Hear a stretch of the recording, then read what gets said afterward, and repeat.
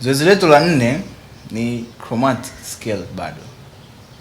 Chromatic scale ni scale ya msingi sana. Hii ni clip yetu ya 4, ni part yetu ya 4.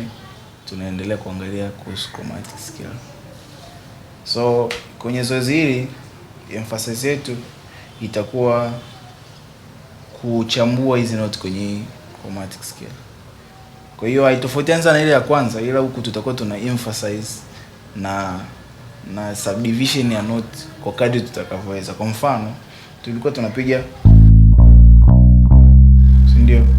Kwa hiyo itabidi tupige tena, afu ifikie stage tupige, afu ifikie stage tupige, afu ifikie stage tena tupige. Itakuonyesha.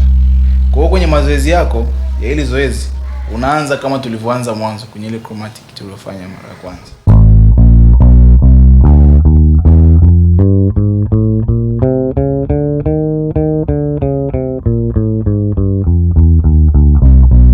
Afu unapunguza.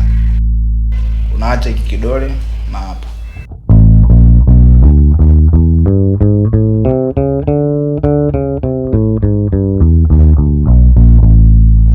Alafu unapunguza tena.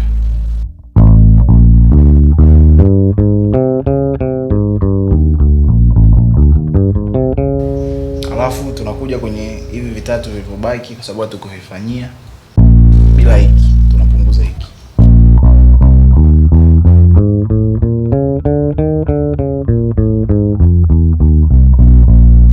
Alafu tunamalizia na hivi viwili.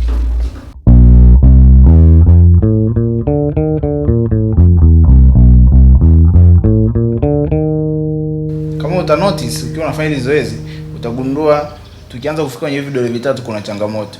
Mara nyingi vidole hivi vimeumbwa kufanya kazi kwa pamoja. Kwa hiyo unabidi ufanye kazi kubwa sana kutengeneza hivi vidole vitatu viwe na strength, kwa sababu mara nyingi hiki na hiki huwa vinaenda pamoja. Kwa hiyo unabidi ufanye sana hapa, uemphasize kwenye hapa ili uweze kutengeneza hii flexibility hapa.